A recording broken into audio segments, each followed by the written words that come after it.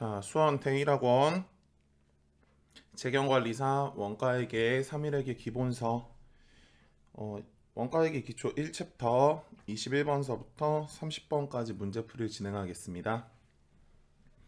제가 어제 찍었었는데 일어나서 생각을 해보니까 찍은 게 다 마음에 안 들긴 하는데 일단 여기는 좀 다시 찍어야 될 것 같아서 다시 찍고 있어요. 자, 일어나자마자 찍는 거라 목이 되게 많이 잠겨 있는데 제가 찍을 수 있는 시간이 요 시간밖에 없어요. 제가 새벽에는 좀 공부를 하고 그러고 들어오자마자 찍는 거 아니면 아침에 찍는 거밖에 없어서 목이 조금 또 잠겨 있는데 양해 부탁드립니다. 자, 문제 한번 봐볼게요. 자, 21번. 다음은 3일에 생산하는 원가 자료이다. 3일에 제품 단위당 기초원가와 단위당 가공원가죠. 일단 기초원가라는 말은 기초원가는 기본원가랑 같은 말이고요. 그리고 직접원가랑 같은 말이에요. 그래서 흔히 이제 말할 때 직접 재료비, 다음에 직접 노무비, 다음에 직접 제조 경비 세 가지를 더하시면 이제 기본원가, 기초원가, 직접원가가 되시는데 흔히 문제에 나오실 때는 직접 제조 경비는 잘 안 나오실 거예요. 왜냐면 직접 제조 경비에 들어갈 수 있는 거는 정말 극히 몇 개가 없거든요. 흔히 이제 여기 들어갈 수 있는 거는 뭐 특허권 구입료, 다음에 설계료, 외주 가공비 요 정도가 있을 수 있는데 이런 시험 문제가 이제 잘 안 나오는 편이기 때문에 흔히 이제 기초원가는 직접 재료비하고 직접 노무비로 이제 문제가 주어질 거예요. 그리고 자, 가공원가를 물었는데 가공원가 같은 경우는 다른 말로 전환원가라고도 부르고요. 가공원가는 직접 재료비를 뺀 나머지예요. 그래서 이제 전체 이제 단기총 제조 원가 중에 직접 재료비를 빼고 그 외 나머지 원가가 가공 원가라고 보시면 됩니다. 그래서 21번 보면은 처음에 보면은 이제 단위당 직접 재료비가 있고요. 단위당 직접 노무비가 있고요. 단위당 변동 제조 간접비가 있는데 아래에 고정 제조 간접비가 월간이에요. 근데 우리가 요구한 거는 단위당이거든요. 그래서 이 월간 고정 제조 간접비를 단위당 고정 제조 간접비로 바꿔 주셔야 돼요. 그래서 한 달에 생산할 수 있는 총 생산량이 10단이라 그랬으니까 이 112만 5천 원을 10으로 나눠 주시게 되면요. 그 결과값이 단위당이 되실 거예요. 여기까지 괜찮으시죠? 그래서 112만 5천 원을 10으로 나누게 되면은 나오시는 금액이 11만 2,500원이거든요. 그래서 이 상태에서 기초원가 같은 경우는 직접을 더하라 그랬으니까 죄송합니다.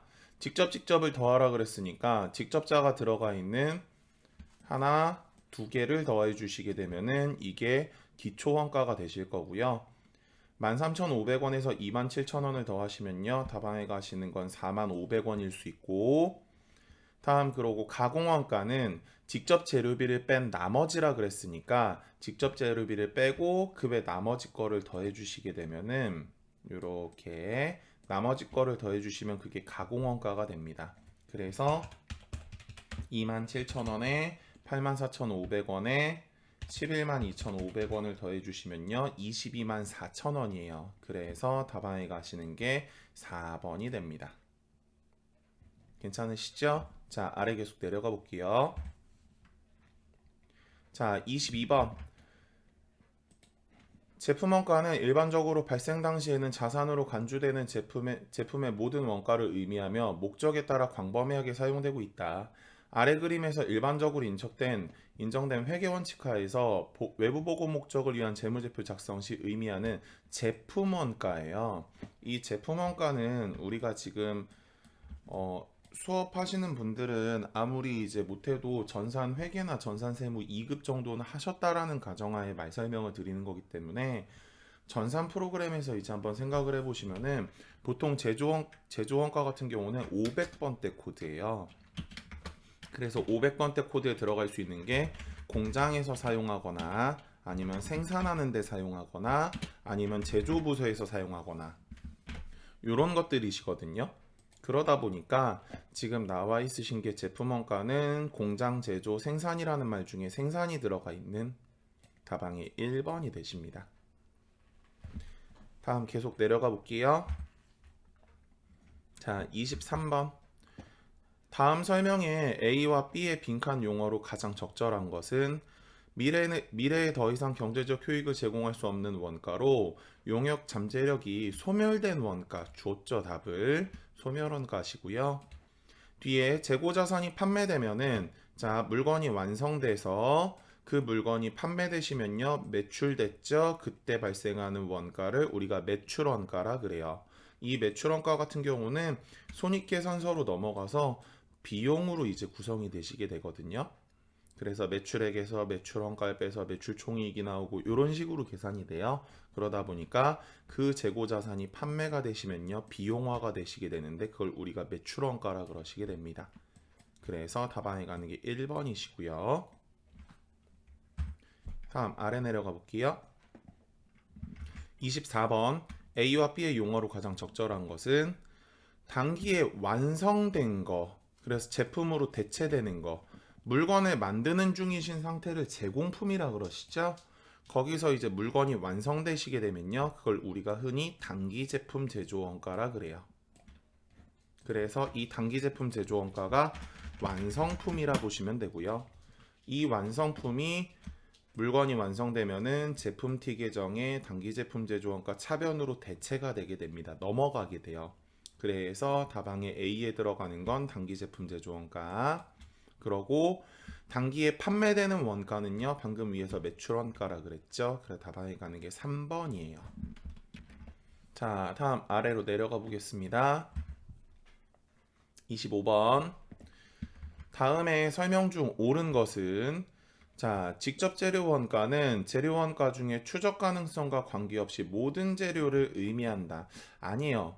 기본적으로 직접 재료 원가라는 거는 추적 가능한 원가를 우리가 직접 재료비라 보시면 돼요. 그래서 뭐 하나 생각을 해보게 되면은 제가 앞에 강의에서도 한번 적었던 것 같은데 혹시라도 제가 헷갈려가지고 안 적었다라면은 지금 한번 적어볼게요. 똑같은 설명이에요. 이제 혹시라도 앞에 강의에 적었는데 그 설명을 보셨으면은 굳이 이제 안 하시고 그냥 뒤로 넘겨가지고 스킵하셔도 됩니다.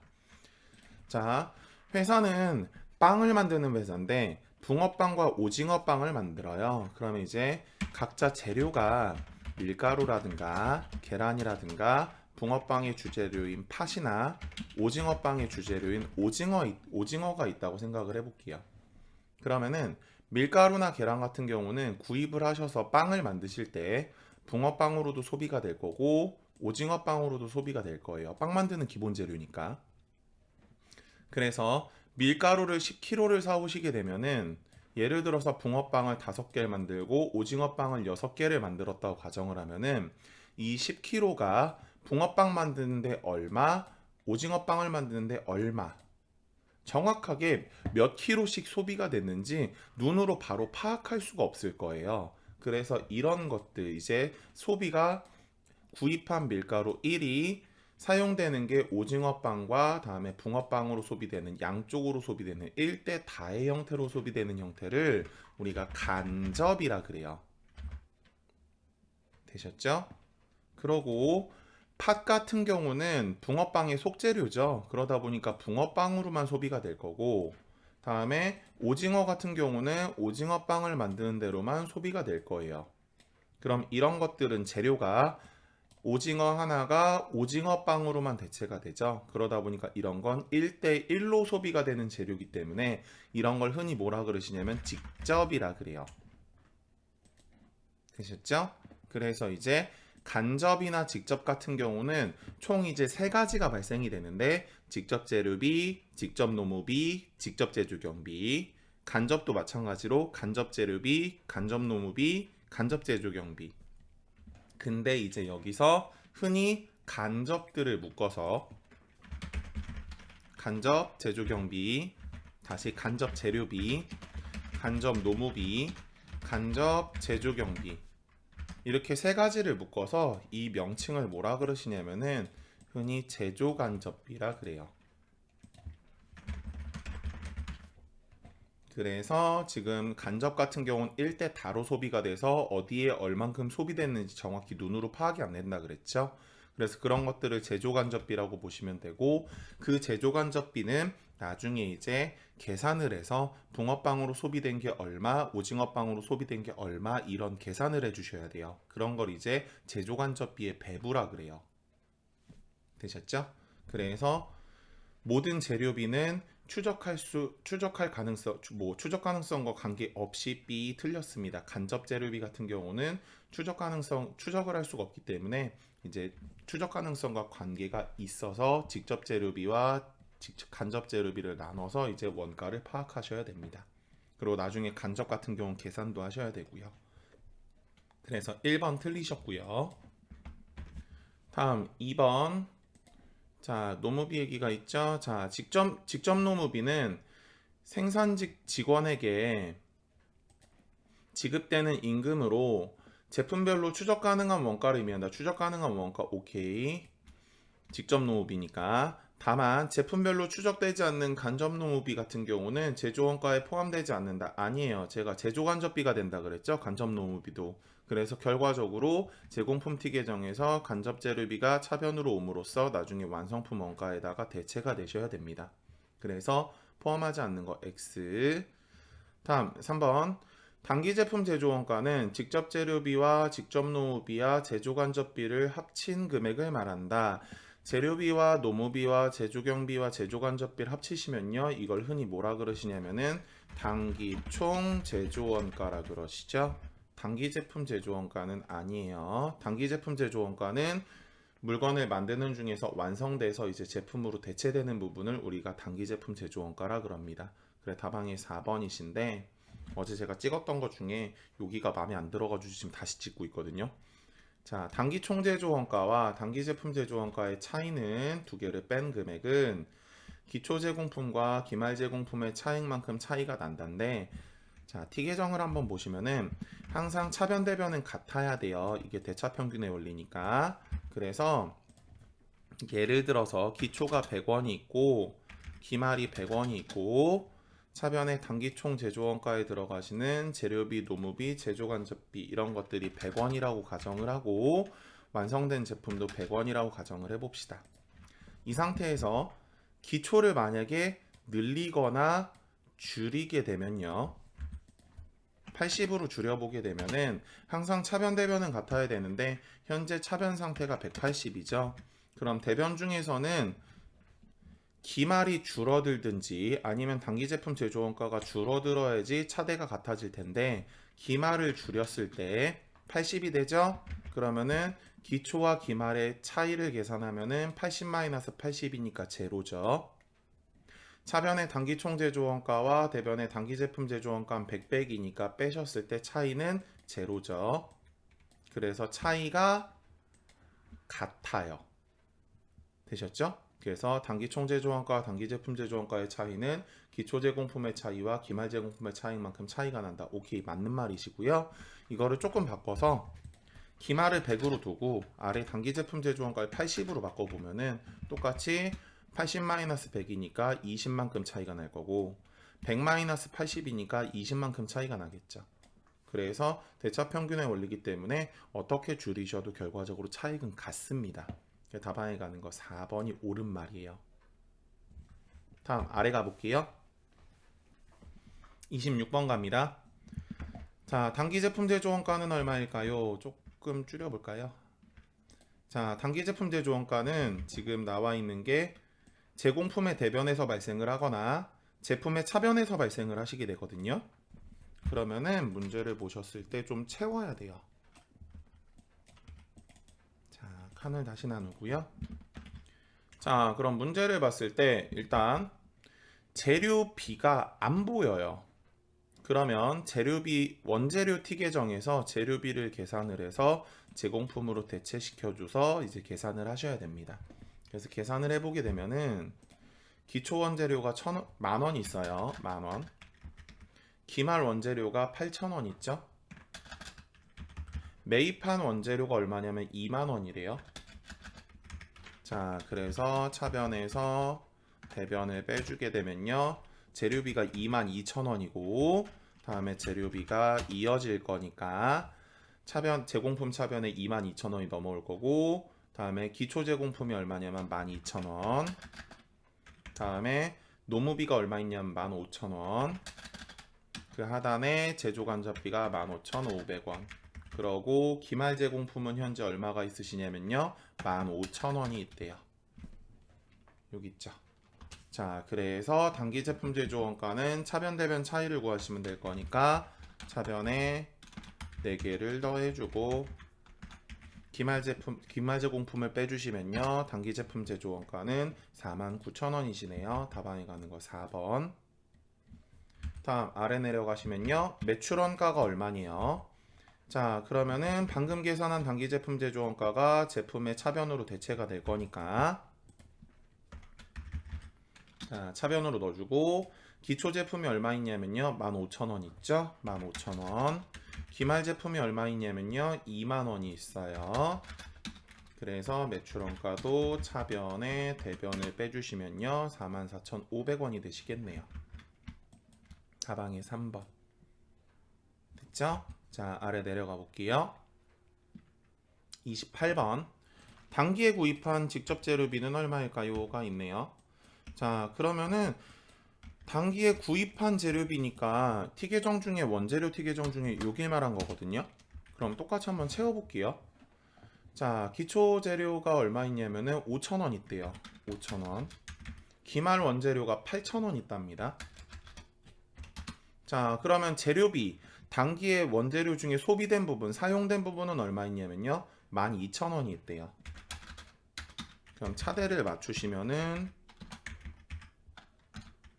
매입은 15,000원이 되시겠네요. 그러면은 4번이 되실 거고 자, 재료비는 옆으로 대체된다고 아까도 설명드렸죠. 그래서 재료비가 넘어올 거고 자, 그러고 아래 내려오시게 되면요. 단기에 발생한 직접 노무비가 얼마니요? 그럼 나머지를 채워서 노무비를 계산을 하시면 되겠죠. 자, 그래서 채워보게 되면은 기초 제공품이 10,000원이 있대요. 기말 제공품은 7,000원이 있다 그랬고요.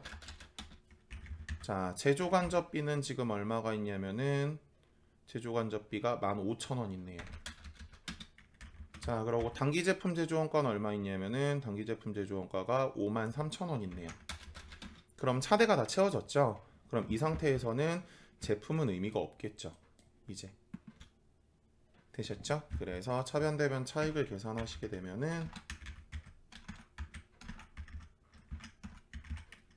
다방에 가는 거 노무비는 23,000원이시겠네요. 다방에 1번. 되셨죠?